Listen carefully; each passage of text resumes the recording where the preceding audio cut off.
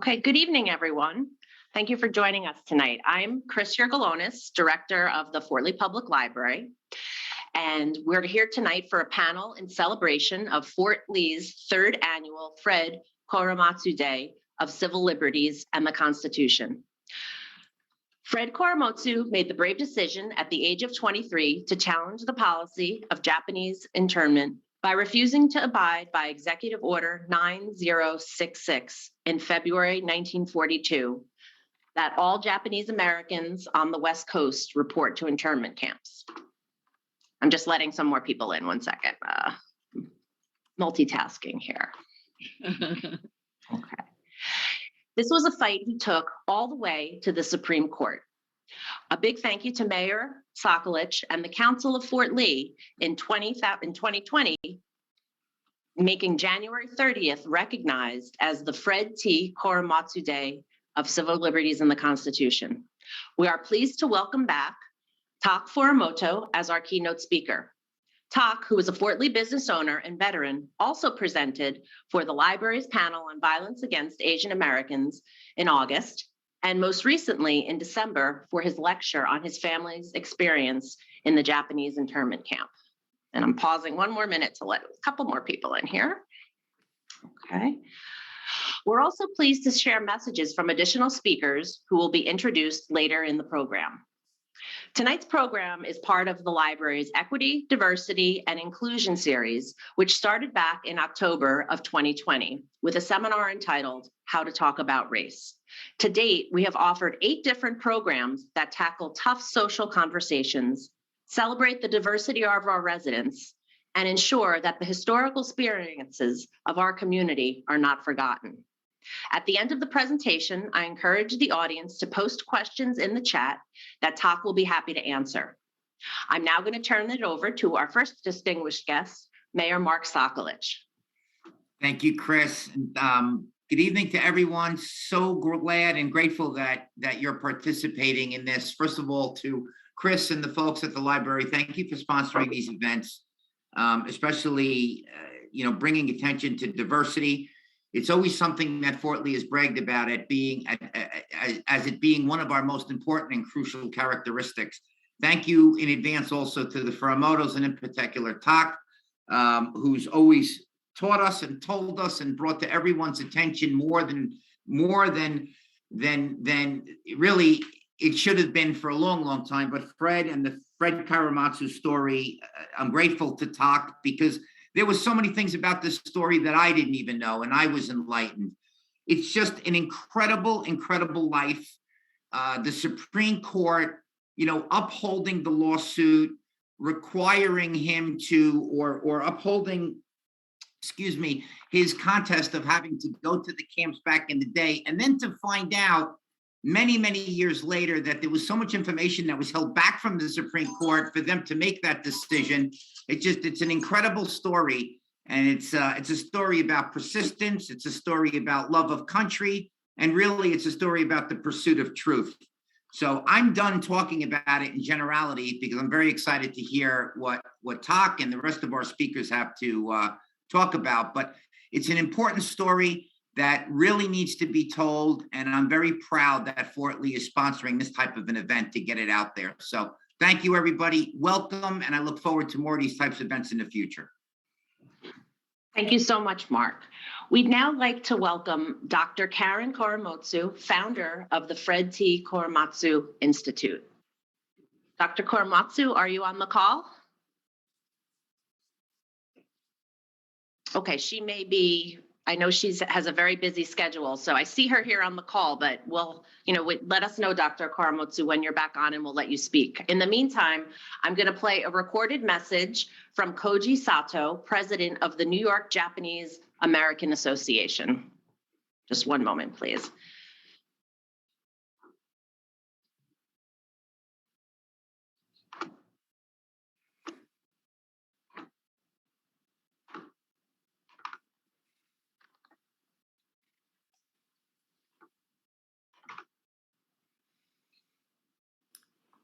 Hello, I'm Koji Sato, president of the Japanese American Association of New York.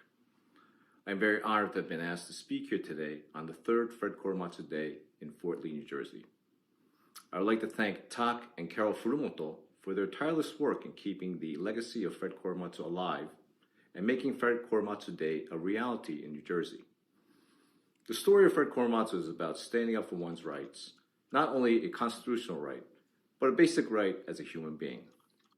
His refusal to go to the internment camps during World War II was due to his belief that as an American citizen, he should not be forced to live in an internment camp just because of his Japanese ancestry. Although his case to challenge the constitutionality of the government's internment of Japanese Americans was struck down by the U.S. Supreme Court in 1942, his conviction was overturned 40 years later in a federal court in San Francisco. Fred Kuramatsu went on to receive the Presidential Medal of Freedom, the nation's highest civilian honor, from President Bill Clinton in 1998. Fred Kuramatsu lived a life where he fought for and showed that it is within your power to correct injustice. Before the pandemic started, I had the chance to visit the Japanese American National Museum in Los Angeles, where there was an exhibit of artifacts, pictures, and recreation of what life was like at the internment camps that were established for the 120,000 Japanese Americans ordered to be incarcerated. It truly pained me to see that something like this had occurred only 80 years ago. The living conditions were atrocious, and to think of all the men, women, and children that had to live in these types of conditions caused my heart to sink. I truly hope that there will never again be this type of mass injustice incurred on anyone in the future. I sincerely hope that history will not repeat itself in my lifetime, my children's lifetime, my grandchildren's lifetime, or any time in the future. Because of Fred Koromatsu's actions, people have become aware of the injustice that occurred in the past. We hope that these lessons are not forgotten in the future.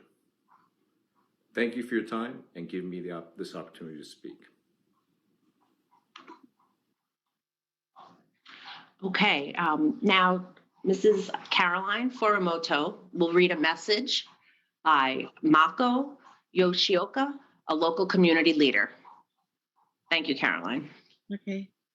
This is what Mako wrote. Hello, my name is Mako Yoshioka. Once again, I am happy to join tonight's event with Tak and Carol. As the president of Japan U.S. Alliance of New Jersey, known as New Jersey Nihonjin Kai, I am proud to have Fort Lee's proclamation of Fred Korematsu Day of Civil Liberties and Constitution on January 30th every year. As a child and natural-born citizen of the United States, Fred Korematsu said, every day in school, we said the Pledge of Allegiance to the flag with liberty and justice for all. And I believed all that. We can all acknowledge the injustices that Fred Korematsu had suffered through just because of his Japanese heritage. But what stands out even more is his loyalty to the ideals he was taught to believe in and his determination to hold those who profess those ideals to uphold them. In Fred Korematsu's own words, one person can make a difference, even if it takes 40 years. Each time a person stands up for an ideal or acts to improve the lot of others, they send forth a ripple of hope. These ripples build a current which can sweep down the mightiest walls of oppression and injustice. There is a great singer called Dimash Kudaibergen. He is a Kazakhstani and he is well known worldwide. One of his songs is called We Are One, which you can find on YouTube. I think we can relate his song to Fred Korematsu's or even to our hope. He is giving the world a message about how we can cooperate with each other during the pandemic. As he sings, we all have to stand together, fight as one to the end. We'll rise and we will shine because we are one.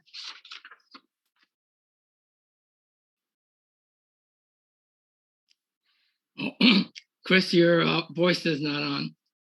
I apologize. Thank you very much, Caroline. We're very glad to welcome Dr. Karen Koromatsu, who's now on the call, and she'll be speaking next. Go ahead, Dr. Koromatsu. Well, thank you very much. And I'd like to especially thank Tak and Carolyn Furumoto, who have been just these unwavering warriors in pursuing Fred Koromatsu Day of Civil Liberties and the Constitution. You really epitomize my father's legacy of standing up for what is right and don't be afraid to speak up. So my heartful thanks to you. And hello to Fort Lee. I think it's just incredible that you are honoring Fred Koromatsu Day of Civil Liberties and the Constitution. And I greatly appreciate your efforts because this is about education. And that's what my father pursued after his federal conviction was vacated in 1983. He crisscrossed this country and talking about his own experience in the Japanese American incarceration because he didn't want something like that to happen again. But he did this for all Americans. This is about all of us. And the education that we need to continually encourage, especially his day, is about our civil liberties and upholding our Constitution. It's about fighting for our democracy. That seems to be kind of attacked on all fronts, quite honestly. But it's also for civic engagement and participation. Bless you. And this is what not only we want to encourage adults, but also K through 12.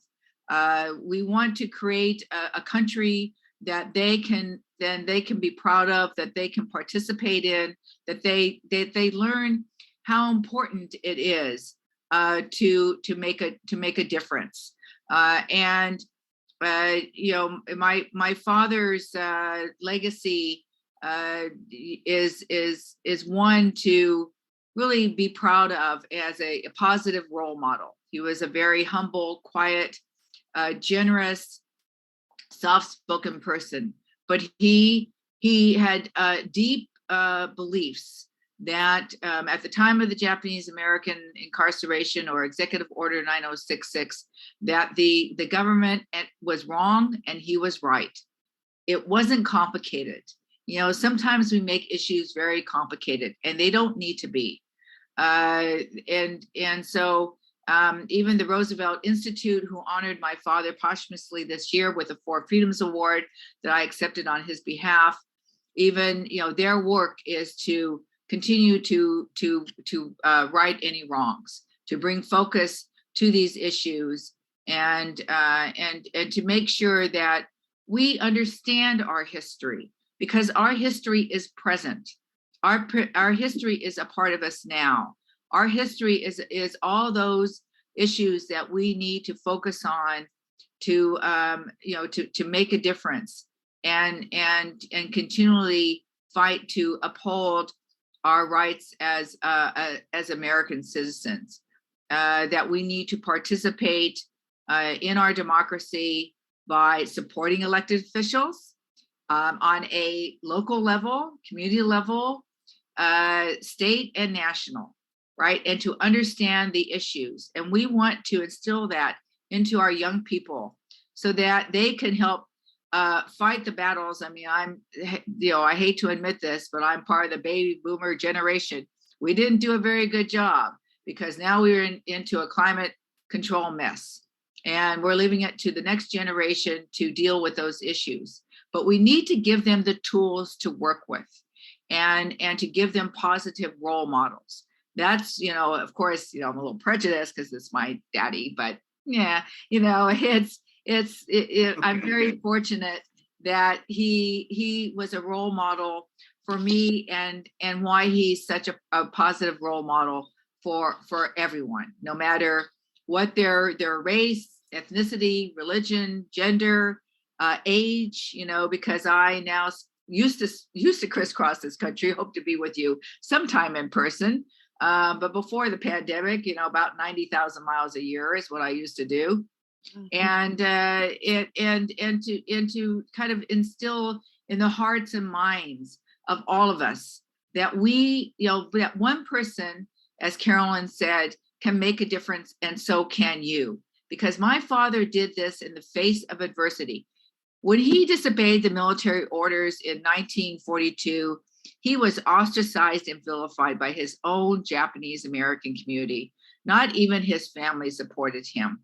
And to carry on this fight for justice. Was he bitter and angry? No.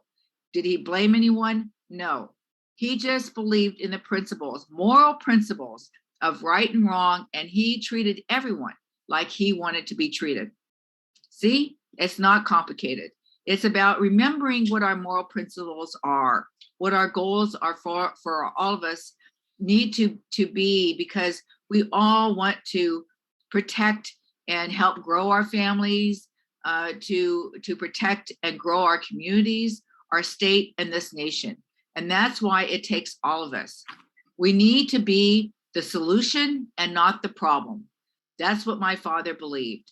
And we all can do our part. It's a little bit at times, because you're raising families and you're busy, and all of those who are juggling several different jobs, I'm very impressed, because I know what that takes. And especially if your loved one's in a healthcare crisis like my husband, it's a very challenging time for all of us. But we have to remember what deep down what we all want, what our values are, what we want not only for ourselves, but our families and this country. And that's what this day represents. It's about upholding our civil liberties, upholding our Constitution and our democracy. It's really not too complicated. And to remember that civics is so important. Civic participation is so important if we're going to make change. My parents, they didn't tell me this. They didn't say that to my brother and I, like, you have to be civically engaged. They actually demonstrated. They practiced what they didn't preach. And they were involved in Boy Scouts and Girl Scouts. And my father was in International Lions Club, and he was president twice. He was an elder in our church. These kinds of things. They even back in the days when they had the kind of the old-fashioned kind of voting polls, my parents volunteered, to work the polls. And when I learned about my father's case in high school, after my friend gave a book report talking about the Japanese American incarceration, and she said, but there was this one man who disobeyed the military orders, and it ended up to be a landmark Supreme Court case called Korematsu versus United States. Oh, that's my name. And I have 35 pairs of eyes turning around looking at me, and I'm shrugging my shoulders thinking it's some black sheep of the family. Little did I know it was my own father. Until I, confronted him hours later. He not only had housing discrimination, he had employment discrimination. Do you think that made him bitter? No. But, it was when it came to 8 o'clock at night, I told him what I learned that day in school. And he said simply, it happened a long time ago. And what he did, he thought was right. And the government was wrong.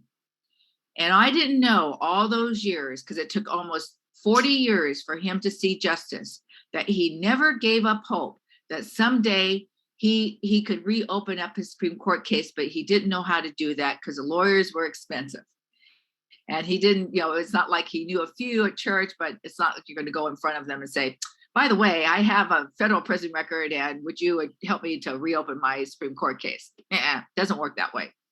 Until they uncovered the evidence that proved that there was no military necessity for the Japanese Americans. At the time of my father's Supreme Court hearing in 1944, the Department of Justice had lied to the Supreme Court, altered evidence, and destroyed evidence. But my father always believed in this country, the Constitution that he learned about in high school, because he thought he had rights as an American citizen, and the Supreme Court, our judicial system.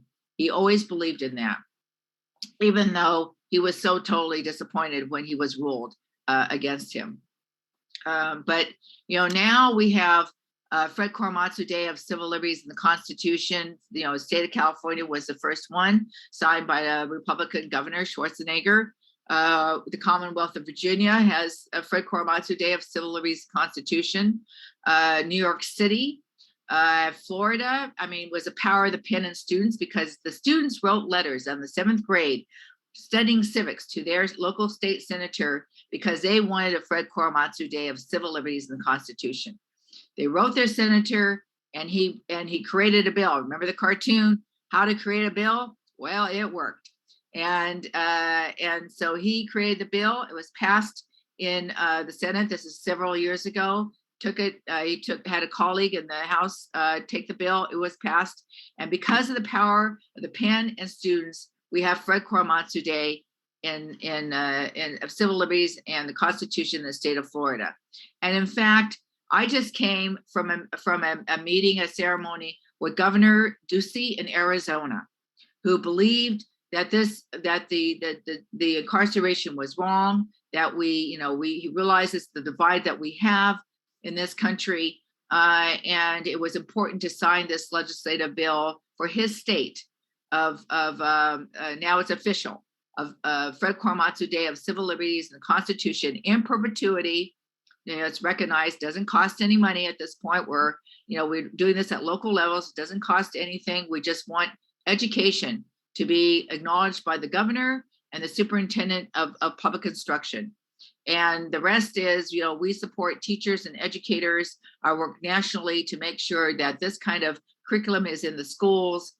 And if the Republican governor of Arizona, can sign and have this bill passed, I'm hoping that New Jersey someday will be able to do the same, because it's going to take all of us to make that difference and to carry on my father's legacy of speaking up for standing up for what is right, and don't be afraid to speak up. Thank you. Thank you so much, Doctor, for sharing your father's story. It's so inspirational. Thank you so much for being with us. I'm now going to turn the program over to Tak, who has a presentation for us. He'll be speaking, and we'll be showing you a slideshow as well. Tak, just give me one moment to share my screen.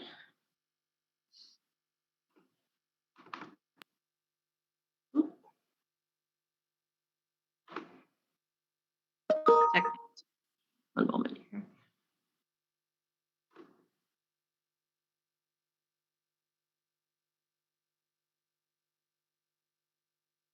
Chris, I just have to say, it's not often that we're able to actually have the blood relative of the person whose life we're celebrating. Doctor, on behalf of Fort Lee, thank you so much for being here tonight. And it was just really cool. I don't know any other words other than to tell you it was really cool.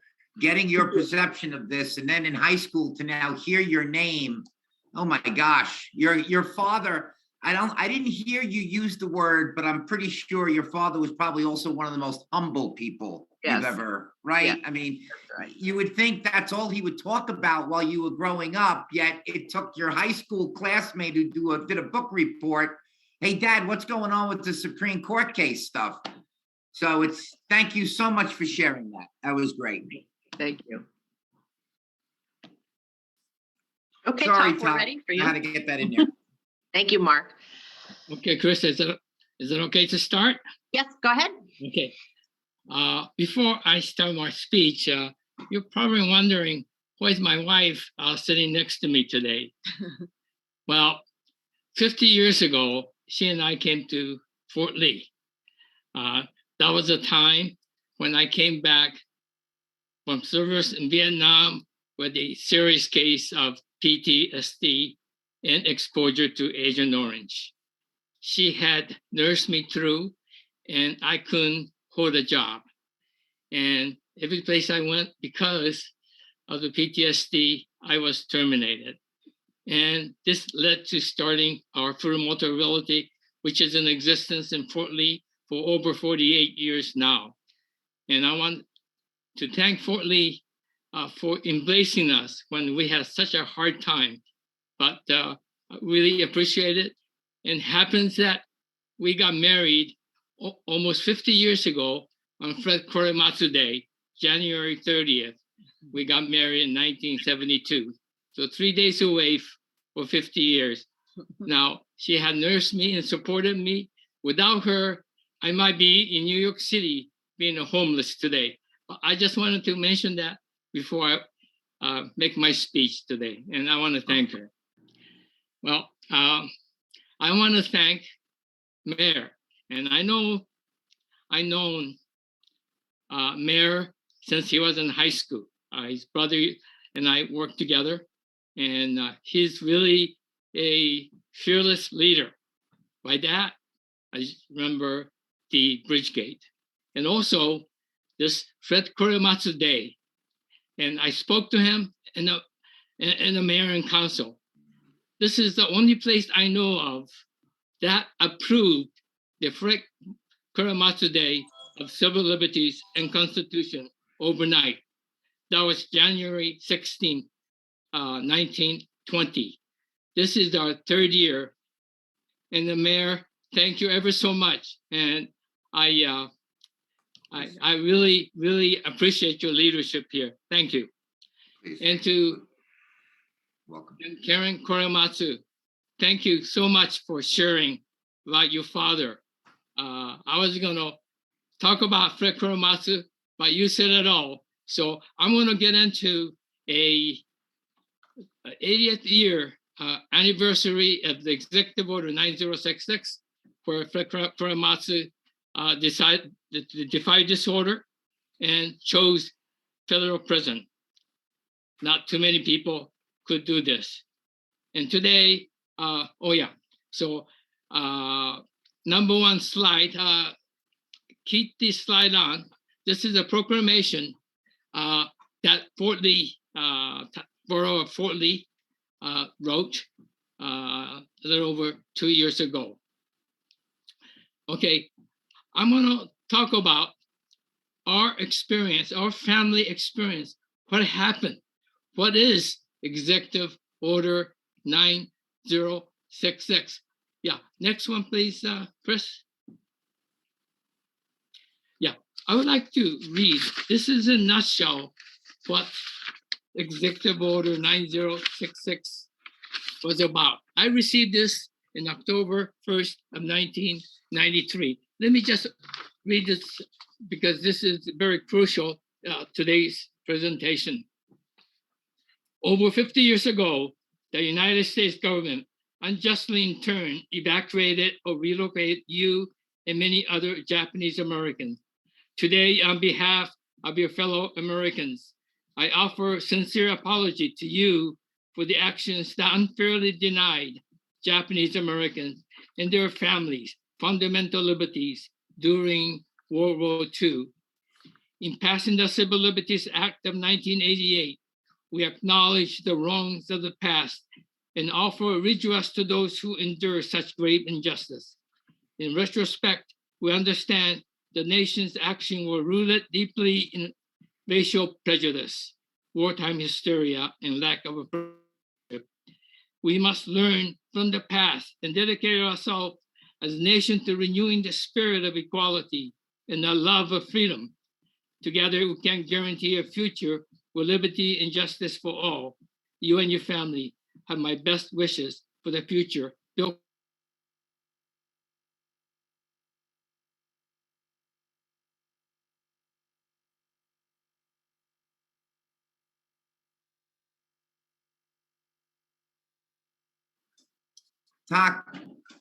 Tak, you got to unmute yourself.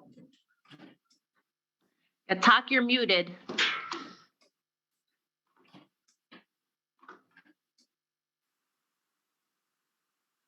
Am I muted? Oh, Okay, you're good. I got to share the screen though again. 1 second. Okay, you're good, Tak. Okay. This was given to us in 1993. The actual Civil Liberties Act of 1988 was signed by President Reagan. They decided to give us $20,000 each, and that took 5 years. So from President Reagan to Bush Sr. and also President Clinton. Unfortunately, over 50% of the people who were interned did not hear this news nor the compensation. I only wish our parents had read this apology letter because they have suffered so much. Next page, please.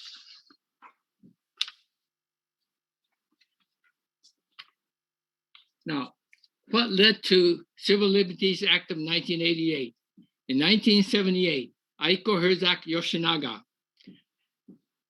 She uncovered the fabricated report that was given to the Supreme Court, which imprisoned 120,000 Japanese American in West Coast, California, Oregon, Washington, and part of Arizona. Our family was one of them. They were given 10 days notice, one suitcase per each person, and we had lost everything and our dignity. And what she found was a fabricated report, and this led to the Civil Liberties Act of 1988. Person like her and Karen Kuramatsu led us to Civil Liberties Act of 1988. And it took another 40 years for the Supreme Court to rule Executive Order 9066 unconstitutional. And we like this country. We believe in Constitution, and we have to safeguard it. We cannot let the leaders of our country do this to us. And Fred Koromatsu Day of Civil Liberties and Constitution remind us that we should have no other Americans ever suffer what we had suffered in our own soil. Next page, please. This was the Executive Order 9066, which was signed by President Roosevelt in 1942. Because of this, 120,000 Japanese American, including our family, was interned. Next page, please. This is a place, the first place that they imprisoned us was Santa Anita Racetrack for 6 months. During this time, the 10 internment camps were being built in 10 remote places in the United States. Next page, please. This is called Lower Arkansas. This is the first internment camp. After 6 months in the Santa Anita Racetrack, they went. During their stay here, the US government had loyalty questions for us. Specifically, number 27 and 28 was a very unfair question. 27, would you serve our military to defend this country? And my father and my mother said, no, we lost everything. Our kids are here, why should we? And 28, would you disavow Emperor of Japan?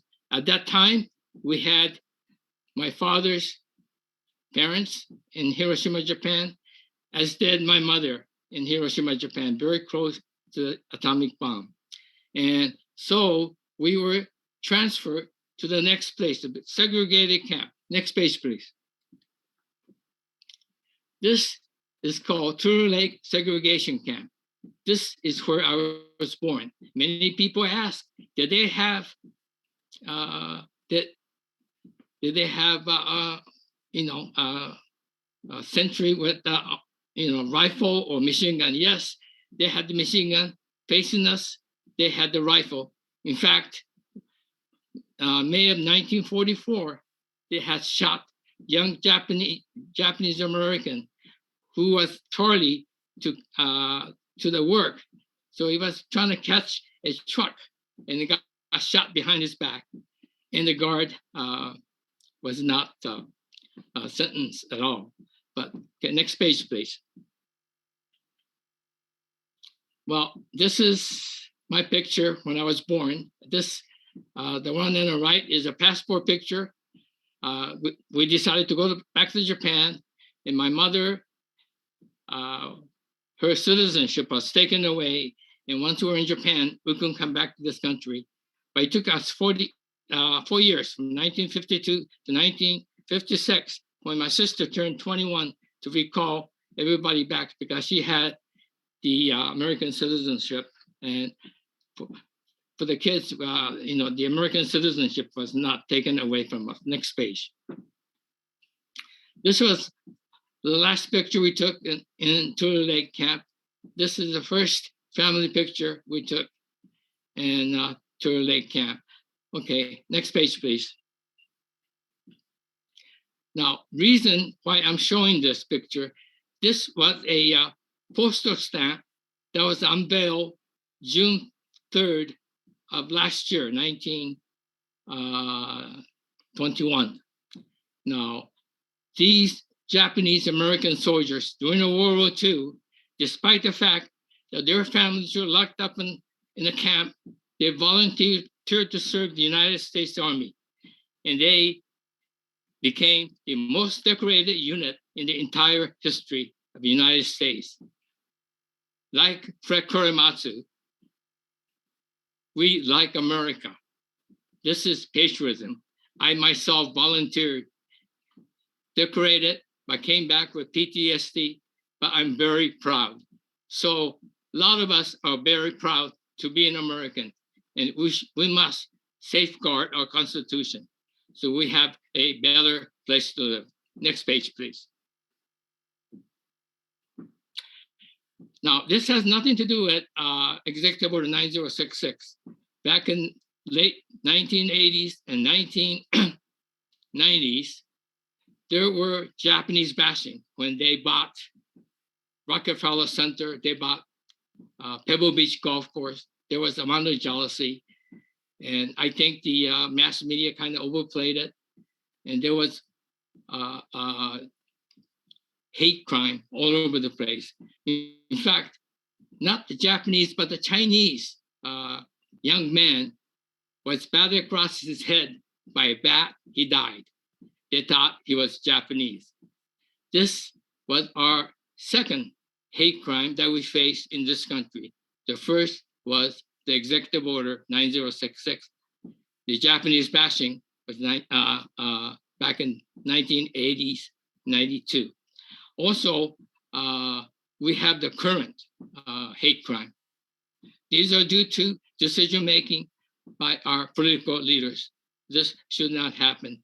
We should always have something like what Chris had here. And I was one of the panel on hate crime to discuss this on the grassroots level and try to put to an end of such a tragedy.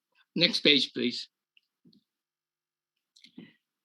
I'm not bragging, but Mayor Sokolich and the council gave me key to the city of Fort Lee, and I'm very thankful.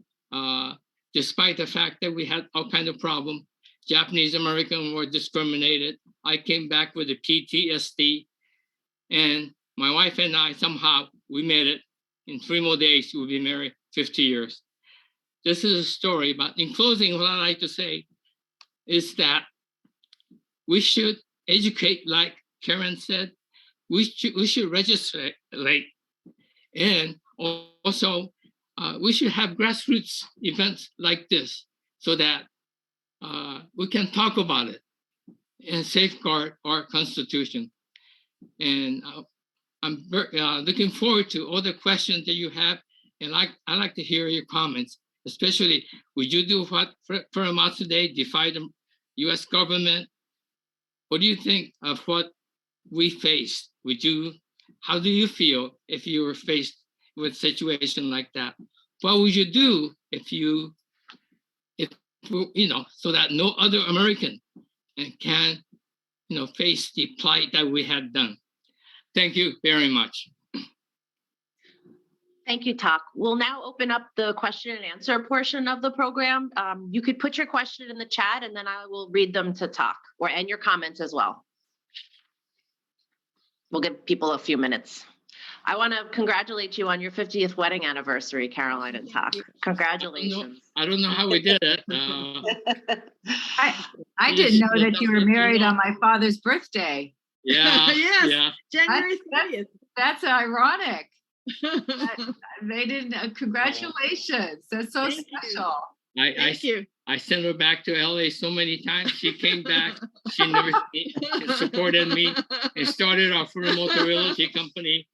That's why she's my boss these days. I'm very thankful. Okay.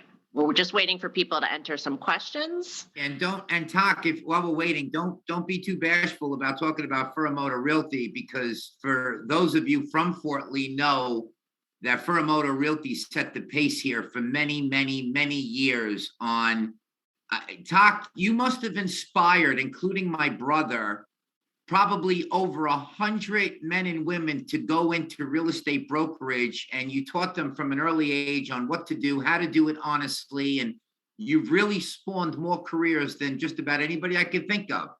And it was all about the way you conducted yourself, and I mean that.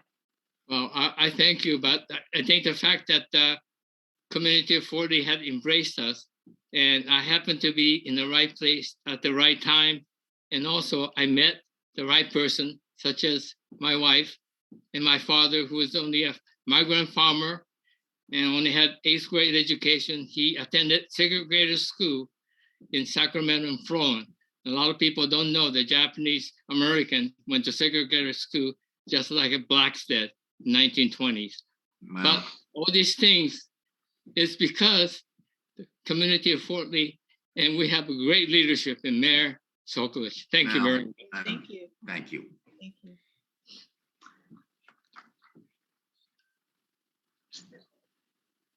And you could also, if people are more comfortable, you can unmute yourself and ask the question in person. If you don't want to put it in the chat, you can do it either way. Don't be shy. We usually get more questions from 5-year-olds, Tak, I have a question for you. I noticed, you had quite a few siblings in the pictures that you showed. Are they activists like you as well? It's funny. One of them told me there was a pilgrim in Turtle Lake because I was just born there, so I didn't know what the camp was all about. She went a couple of years before I did, and she said, you do have to go there and take a look. And I'm very grateful. But my other sisters, 2 of them, they refused to go. And my wife's mother refused to go. Oh, by the way, my wife's parents got married in Turtle Lake Segregation Center. Oh, wow. Her grandfather passed away in Turtle Lake Segregation Center. We were locked up over there for close to 4 years. And many, many things happened, but that's in the past. But we have to look for the future and see what we can do to safeguard our Constitution, be alert, and have grassroots movement like this. Tak, I have a question for you and for Karen. Can you talk about the legacy of Fred Koromatsu in terms of how we stand up against modern, racially and nationally motivated, incarceration and segregation? Could you answer that, Karen? Sure, I'll be happy to. This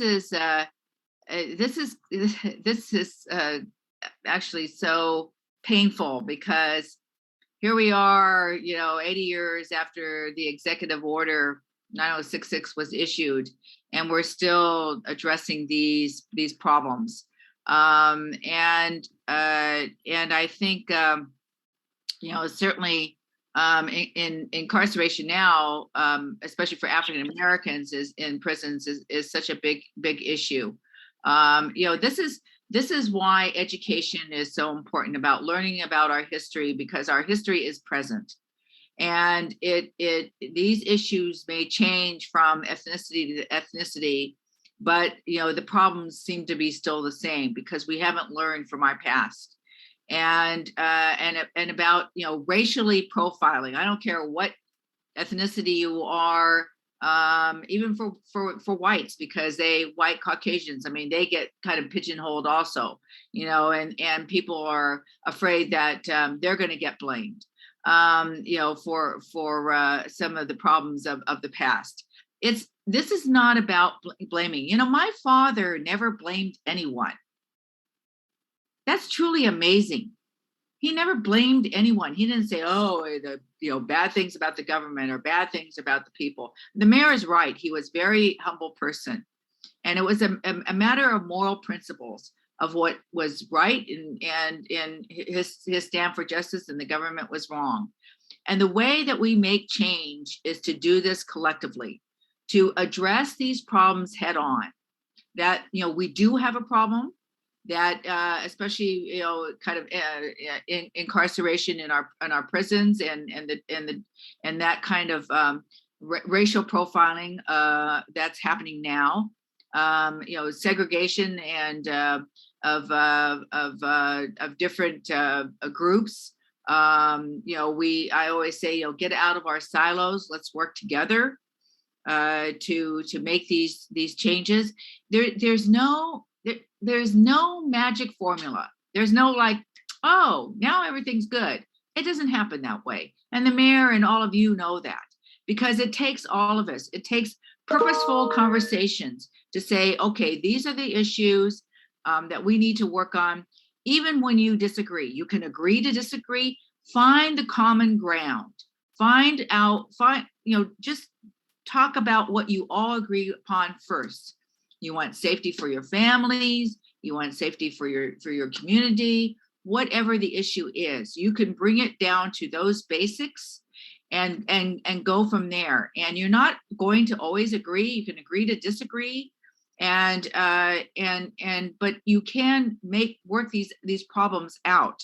To me, I have said that prejudice is ignorance, and the way that we make that kind of change is through education, K through 12, our public education. It's all part of that.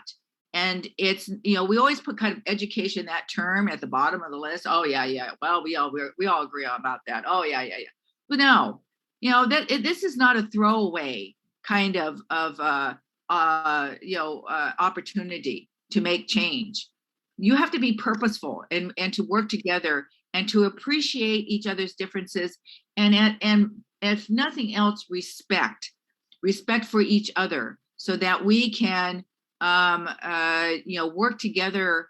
And somebody just put up about ethnic studies. Now, to be honest, I'm if you don't mind me just kind of keeping going here for a minute, because ethnic studies is a really big issue. People are afraid of it for some reason or another. Now, we just passed a law in California. I was appointed as one of the ambassadors of education to the state of California, because I think we need to know about our collective past. That's what ethnic studies is. We're not talking about critical race theory, which has no place in K through 12. That's something for attorneys to discuss in law school, So let's kind of keep these kinds of issues in perspective. Let's not blow them out of the water and try to politicize them because of somebody's opportunity or misunderstanding. I mean, the misinformation, because 70% of the misinformation is retweeted in this country, and we all need to watch that and be accountable for what we see to make sure that these issues are correct. So, I hope that you recognize that what we are trying to do is to, especially in ethnic studies, is all children like to see themselves in history. That's how they attach to this country. And it's not about pointing fingers and saying somebody's fault. This is about knowing about ourselves, because if we know our own story, then we can appreciate other people's stories. And that's how students learn. And that's how we need to think about working together to address these problems of prejudice and racism and segregation of depending on what I'm not sure, for your community, what exactly that means, what's happening there. So I apologize for that. But not knowing what's happening in the community. But if it's these issues that need to be, don't be afraid to address them. Don't be afraid to talk about them and hear and listen to each other. Listening is the most powerful tool that we have, and we need to use it. Yes. Thank you, Karen.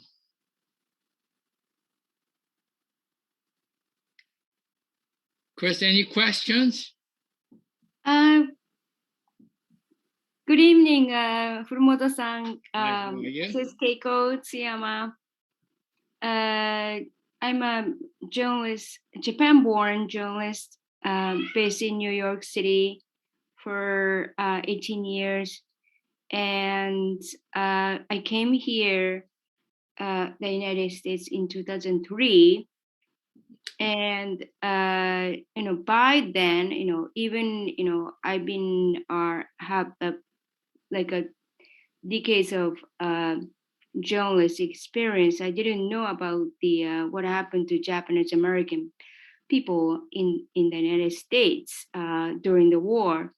So I can tell you why, because we learn about like a Himeyuri, the Okinawan high school girls who assisted and supported Japanese soldiers in Okinawa for a while, and then they ended up committed suicide with grenades and bomb shelters, stuff like that. But I never learned about Japanese Americans' experience gone through during the war. So I'm wondering, how we can share and then convey the messages of you, Mr. Furumoto, and then the Karen, your father's messages to the overseas, especially to Japanese nation, Japanese people. I really would like to know about, how we can do that, because I'm writing for Japanese publications all the time. So, I would like to know if I can help you to spread your messages, and then in what ways, So I really appreciate, how you want to spread and share your messages, not only in the United States, but outside the United States. Thank you. Well, thank you for the question.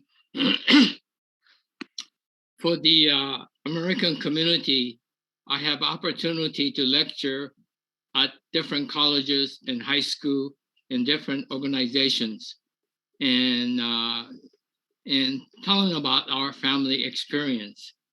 I have not had the opportunity to really talk about this with the Japanese, but only experience I have with the Japanese is that I have spent about 10 years about my early life from 1.5 to 11.5 years old in Hiroshima. And because of that, I started Hiroshima Kai, and together with the Reverend Nakagaki at the Buddhist Church, we've been holding the memorial service and sending our service and our events back to Japan. And the fact that the Americans had dropped the atomic bomb, we do care about peace. So in this respect, about the peace, we do kind of relay this information to Japan, but not the internment camp. And maybe perhaps we can do that too. But for the Americans, it is so important because this happened in American soil. It didn't happen in North Korea or Nazi Germany. This happened here.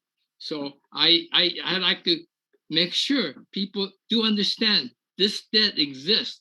This was fabricated by the top people because of the racial discrimination. But that I will continue to do. If it could write articles to the Japanese people, we really appreciate it too. Thank you. Yeah, thank you. Yeah, and let me just add, if you don't mind, actually, I work with several of the consul generals from Japan around this country. They do their tours, especially San Francisco, LA, but even our ambassador from Japan, I don't know the current one just because of COVID, but the previous ones in the past I have met with, and they are very much interested in understanding the Japanese American incarceration story, and even my father's story. I mean, when Prime Minister Abe was in office, he was at the Japanese American National Museum, and through an interpreter, because I don't speak Japanese, it wasn't actually encouraged language to learn when I was growing up. Actually, discouraged is more like it. And but he was very much interested and knowing about the Japanese American story, and the NHK.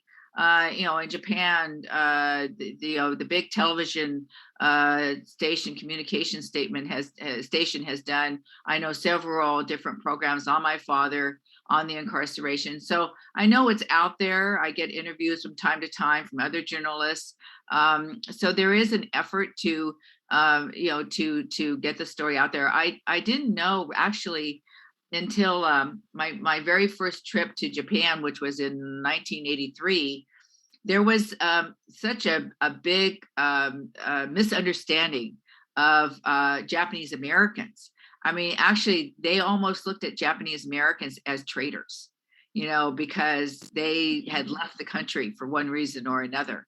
And so that was the perception that's we've had to change over the years, and to understand we have the same heritage, so to speak, but divided by an ocean and language, and in some instances, even some of the culture experiences. Some are same, but some are different just because of the two different countries. So it's good to continually write, take those opportunities now, like during Fred Koromatsu Day of Civil Liberties and the Constitution, the 80th, I should say, commemoration, I don't like the word anniversary, of Executive Order 9066 on February 19th.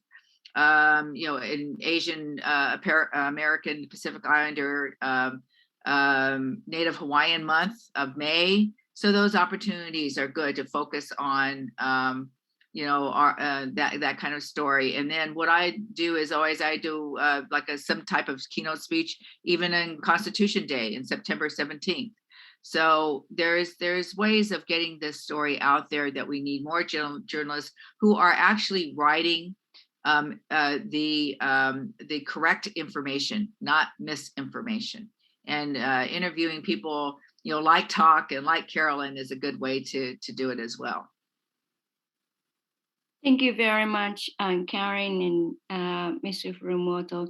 I really appreciate your, all kinds of activities and then speeches, and then I'm, being impressed all the time. I just wanted to know how, all these strong messages and then activities can impress people outside the United States, because I think in the United States, people think that there are so many kinds of people, and then all the diversities and ethnics, people take it granted. But a country like in Japan, it's really difficult to understand that there are so many people from different religion, ethnicity, and then beliefs, and so many things. So I just really think that it's really important for them, for such people to understand the dignity and then the legacy and the messages from your father, Fred Koromatsu, and people such as Mr. Furumoto. So I really appreciate your efforts all the time. Thank you so much. Thank you very much. We have two questions. The first one is from the chat, and then Mayor Sokolich has a question after that, so I'm going to read the one in the chat first. In what ways does the criminalization and incarceration of migrants in the present echo what occurred 80 years ago with Japanese internment camps? How can we develop a new social paradigm so we don't continue to make the same or similar mistakes again? Again, like Karen said, education is so important. And like I said, for example, today on a community level and the grassroots level, we have almost like a town hall discussions. These are very important. Also, it's a tough to go up to the politics, but you have to go up there and change the law. I mean, it's like pulling my hair out, trying to get the Fred Kuramatsu Day instead of New Jersey. We have the state senate have passed it. We still haven't got the assembly to pass it yet. Like Mayor Sokolich says, this is no brainer. I mean, what's wrong? I mean, but politics is different, so much red tape. But again, all these three things, I think is important. You just can't sit back and say, wow, it's going to work out. Never does. But you have to be active. You have to be proactive. That's my answer. Yeah, just let me try to add briefly, if I may, that if you're talking about like separation of families at the border, this is about the point about knowing your history, because this is not anything new. This happened to the Japanese American families after Pearl Harbor. Over 2,000 Japanese nationals were rounded up and separated from their families. I mean, dangerous people like Buddhist priests, teachers who are teaching Japanese language, other kind of community leaders. And they were kidnapped and taken away, and their own families didn't even know where they were. In some cases, people were separated, a lot of cases, people were separated from their children. So, what's happening now is, like I said, nothing new. And the way to make change is we have to work together. Find those groups that collectively have that kind of commitment, and do it in a manner that is purposeful but peaceful. But make sure that your voices are heard, to work with attorneys that will want to give their time pro bono, to volunteer, to help make change in policy. So if you want to make any changes in government, it's usually through policy.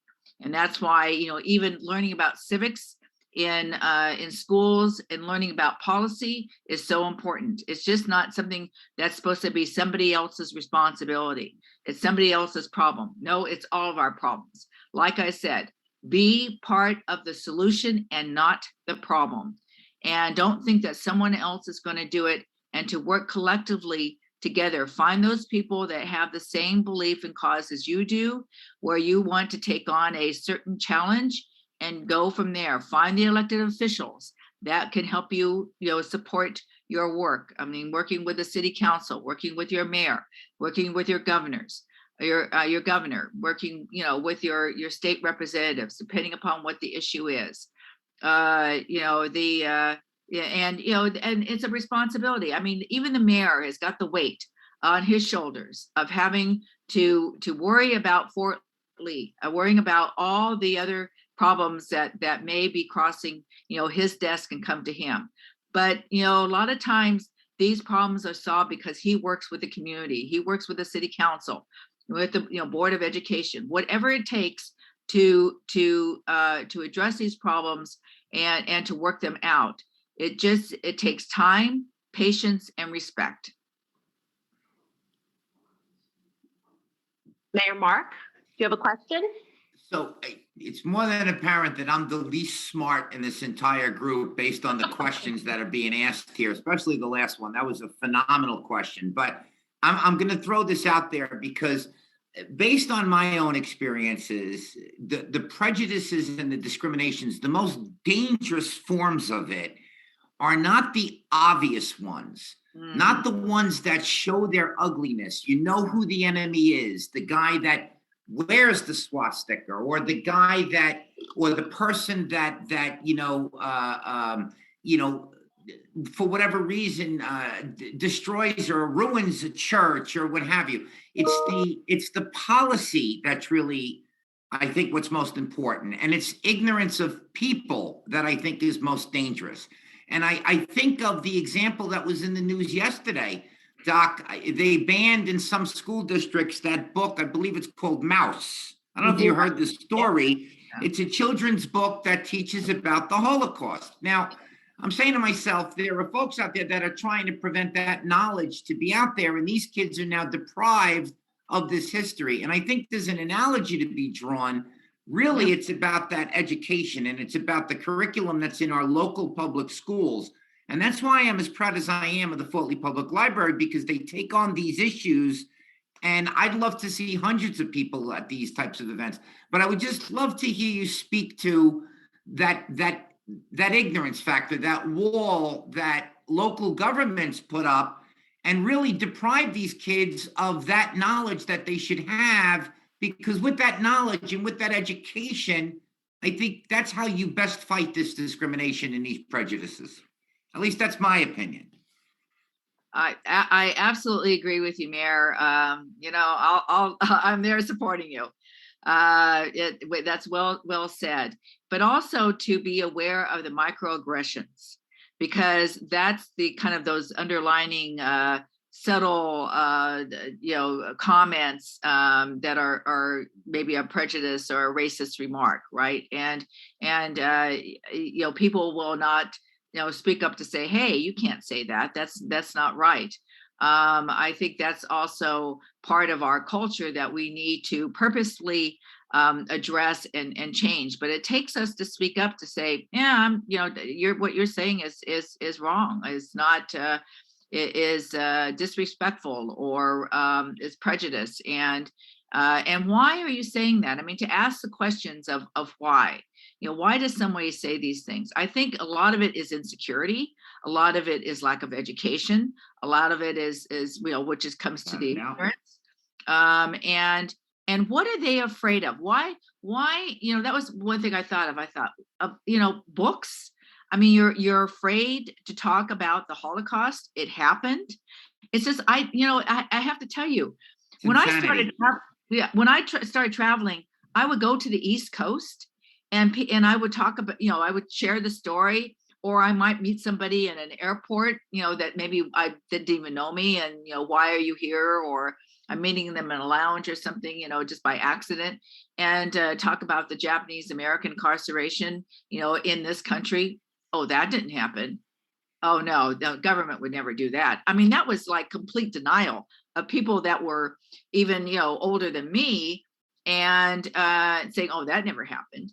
And this is why, as you said, the education is so important, and you have to keep. It sounds simple. You just have to keep pushing it and keep fighting for it. But asking, if someone wants to get rid of a book that's especially about the Holocaust, why? What are they afraid of? I think people have become so insecure in themselves that they don't know their own story. They don't have any identity. So somewhere along the way, they have become lost souls. I mean, really, and they feel like that they're being attacked. So they want to do some type of aggression, like getting rid of a book. It's about saying, all of us, getting together, writing petitions. No, this is not right. No, we're not going to allow this. And I don't care if it's the whole country that it needs to have a petition so that we have these books in place. Yep. It's, and not to be able to teach about race, really. I mean, the critical race theory I get, because like I said, that belongs at law schools and higher education, not in K through 12. But it's just appalling that people also want to attack libraries and books and knowledge. We need to have a diverse knowledge of each other, so that we can respect each other's differences and not be afraid of them. And that's being afraid. And being afraid is their own insecurity. And then you have to ask them why. Yeah. Make them explain. Yeah, Mayor, Thank you. reference to that question. 6 years ago, when President Obama visited Hiroshima, my wife and I also went. And after 65 years, I visited my old elementary school, Gion Elementary School, and I was able to speak in Japanese and Hiroshima dialect to 5th and 6th graders.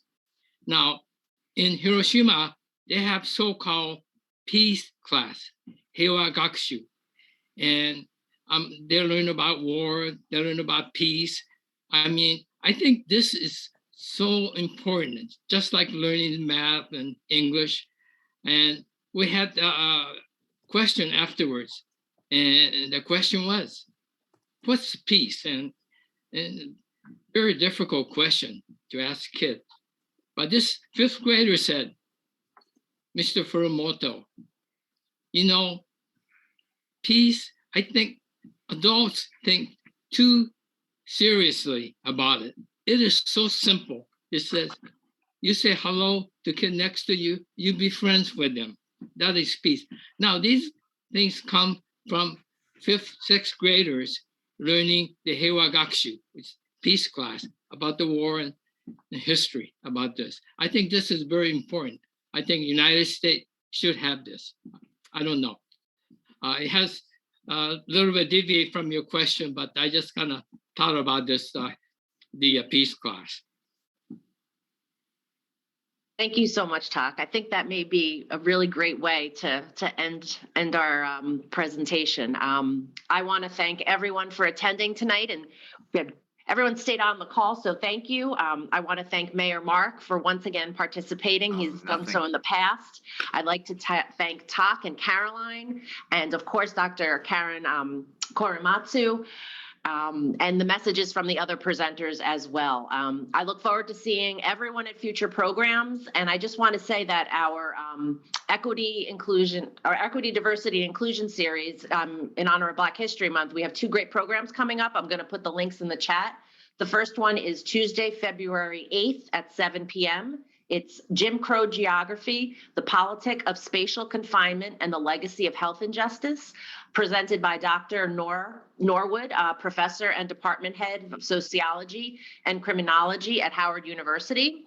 And then we're coming together with some other libraries on Wednesday, February 9th at 7 p.m. for the Roots of Black Music in America, presented by Carlos Trapp. And both of these are on Zoom, so I hope you will be able to attend. I will be sending everybody the link. We recorded this and it'll be on YouTube, so I'll share that with you. I'm putting the registration for everything in the chat, and I will also email everybody in the morning. So thank you very much, everybody. It was a great dialogue and conversation. Thank you, and keep working on that Fred Kuramatsu Day of Civil Liberties and Constitution Bill for the state of New Jersey. Have students write letters to their assembly, to their senators.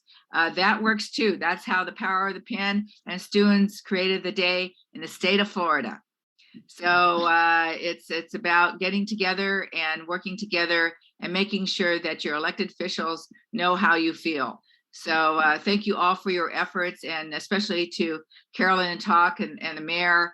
Thank you always for Chris, for all that you do to help carry on my father's legacy. I so appreciate it.